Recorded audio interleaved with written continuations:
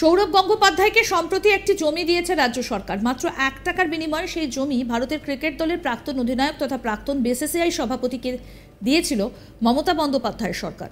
এবার সেই জমি নিয়ে বিতর্ক তৈরি হয়েছে, আর সেই জল কোর্ট পর্যন্ত গড়িয়েছে। প্রয়াগ ফিল্ম সিটির প্রায় 350 একর জমি মাত্র 1 টাকায় সৌরভ গাঙ্গুলিকে কিভাবে দিল রাজ্য সরকার?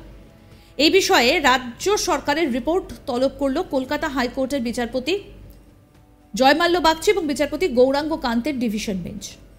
কারণ প্রয়াগ চিটফান্ডে সংস্থার অভিযোগ অনুযায়ী তাদের লিজ থাকা সত্ত্বেও রাজ্য তাদের কিছু না জানিয়েই আইনি প্রক্রিয়া ছাড়া জমি হস্তান্তর করেছে, এবং যেটা করা যায় না সেটা অবৈধ। এ ব্যাপারে আদৌ কোনো অনিয়ম হয়েছে কিনা তা খতিয়ে দেখতে এই রিপোর্ট তলব করেছে ডিভিশন বেঞ্চ। আগামী বৃহস্পতিবার এই মামলার শুনানি। কলকাতা হাইকোর্টের এই বিশেষ বেঞ্চেই চিটফান্ড সংক্রান্ত মামলার শুনানি হয়। এ ব্যাপারে প্রয়াগ চিটফান্ডের টাকা রেখে প্রতারিত আমানতকারীদের আইনজীবী শুভাশিস চক্রবর্তী জানান, ফিল্ম সিটির যে বিল্ডিং তৈরি করা হয়েছে সেটা সাধারণ আমানতকারীদের টাকায়, সেই টাকা আগে ফেরত দেওয়া হোক। প্রয়াগের বক্তব্য, আমরা ওই জমির লিজ পেয়েছি, এই অবস্থায় আমাদের কিছু না জানিয়ে সরকার অন্য কাউকে জমি দিয়ে দেবে, এটা অবৈধ। শুভাশিসবাবু আরও বলেন, প্রয়াগ ফিল্ম সিটির মোট 752 একর জমির কিছুটা ওদের কেনা, কিছুটা লিজ। সরকার না দেখে 350 একর জমি সৌরভ গাঙ্গুলিকে 1 টাকায় দিয়ে দিয়েছে। সরকার যা খুশি করুক, আমাদের টাকা ফেরত দেওয়া হোক।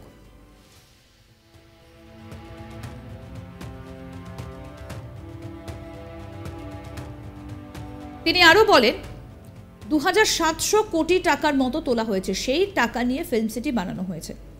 এই টাকা সরকার ফেরত দিক আগে সাধারণ মানুষকে, তারপর ওই জমি নিয়ে যা খুশি করুক।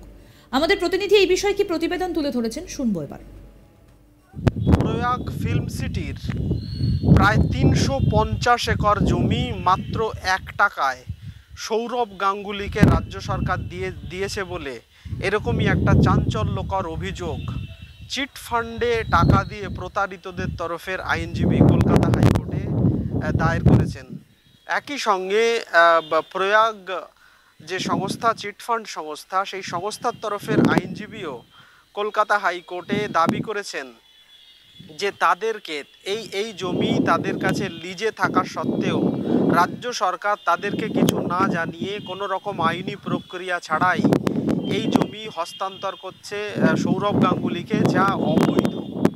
প্রসঙ্গত বিচারপতি জয়মাল্য বাগচি ও বিচারপতি গৌরাঙ্গ কান্তের ডিভিশন বেঞ্চে চিটফান্ড সংক্রান্ত একাধিক মামলার শুনানি হয়। চিটফান্ড সংক্রান্ত বিশেষ বেঞ্চ বলা হয় কলকাতা হাইকোর্টের এই বেঞ্চকে।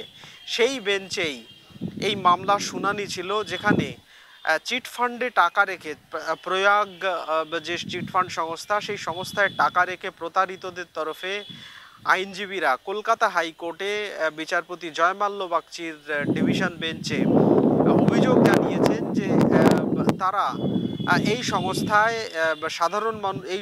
সাধারণ মানুষের থেকে প্রায় 2700 কোটি টাকা তুলেছিল। সেই টাকা প্রয়াগ সংস্থা তাদের ফেরত দেয়নি। কিন্তু ইতিমধ্যেই এই জমি হস্তান্তরের প্রক্রিয়া চলছে। রাজ্য সরকার জমি যাকে খুশি দিক, কিন্তু রাজ্য সরকার আগে আমানতকারীদের টাকা ফেরত দিক। অন্যদিকে প্রয়াগ সংস্থার তরফে আইনজীবী আদালতে জানিয়েছেন যে তারা এই বিষয়ে একেবারেই ওয়াকিবহাল নয়, কারণ এই নিয়ে রাজ্য সরকার তাদের সঙ্গে কোনো আলোচনা করেনি বা কোনো রকম আইনি প্রক্রিয়া ছাড়াই রাজ্য সরকার তাদের থেকে লিজে থাকা জমি সৌরভ গাঙ্গুলিকে দিয়ে দিচ্ছে, যা সম্পূর্ণ অবৈধ। আদালত সূত্রে যেটা জানা যাচ্ছে, প্রয়াগ ফিল্ম সিটিতে প্রায় মোট 752 একরের মতো জমি রয়েছে, যে জমির কিছুটা প্রয়াগ সংস্থা কিনেছিল এবং কিছুটা রাজ্য সরকারের থেকে লিজে নিয়েছিল। সেখান থেকেই প্রায় 350 একর জমি রাজ্য সরকার মাত্র 1 টাকায় সৌরভ গাঙ্গুলিকে দিয়ে দিয়েছে। সৌরভ গাঙ্গুলি সেখানে কোনো বাণিজ্যিক কাজে লাগাবেন সেই জন্যে। এই নিয়েই সরব হয়েছেন আমানতকারীরা। বিচারপতি জয়মাল্য বাগচি ও বিচারপতি গৌরাঙ্গ কান্তের ডিভিশন বেঞ্চ রাজ্যের কাছে জানতে চেয়েছে যে এই বিষয়ে আদৌ কোনো বেনিয়ম বা অনিয়ম হয়েছে কিনা তা আদালতে জানাতে হবে। আগামী বৃহস্পতিবার এই বিষয়ে শুনানি রয়েছে, সেদিন বিস্তারিত এই বিষয়ে শুনানি হবে, সেদিন জানা যাবে রাজ্য সরকার ঠিক কী করেছে বা আদৌ 350 একর জমি রাজ্য সরকার বৈধভাবে না অবৈধভাবে কিভাবে দিয়েছে, রাজ্য সরকার আদৌ অবৈধভাবে দিয়েছে কিনা তা স্পষ্ট হবে আগামী বৃহস্পতিবার এই মামলার শুনানিতে। প্রসঙ্গত চিটফান্ড সংক্রান্ত বিষয়ে খতিয়ে দেখতে এবং আমানতকারীদের টাকা ফেরত দিতে বিচারপতি জয়মাল্য বাগচির ডিভিশন বেঞ্চ প্রাক্তন বিচারপতি এসপি তালুকদারকে নিয়ে এসপি তালুকদারের নেতৃত্বে একটি কমিটি গঠন করেছিলেন, যে কমিটি এই বিষয়ে খতিয়ে দেখে রাজ্য সরকারকে পরামর্শ দিত এবং বিভিন্ন সংস্থার থেকে টাকা ফেরত নিয়ে তা সাধারণ মানুষকে টাকা ফেরত দেওয়ার কাজ করে এসপি তালুকদার কমিটি। সেই কমিটির যিনি নেতৃত্বে ছিলেন এসপি তালুকদার, তিনিও নির্দেশে জানিয়েছিলেন যে রাজ্য সরকার এই ফিল্ম সিটিটাকে যদি ডেভেলপ করে বা এইটাকে যদি রূপায়ণ করে তাহলে সেক্ষেত্রে রাজ্যের সাধারণ মানুষের লাভ হবে। রাজ্যের সাধারণ, যেহেতু এই রাজ্যে এই ধরনের কোনো ফিল্ম সিটি নেই, ফলে এতে আসলে রাজ্য সরকারের লাভ হবে, সাধারণ মানুষের লাভ হবে।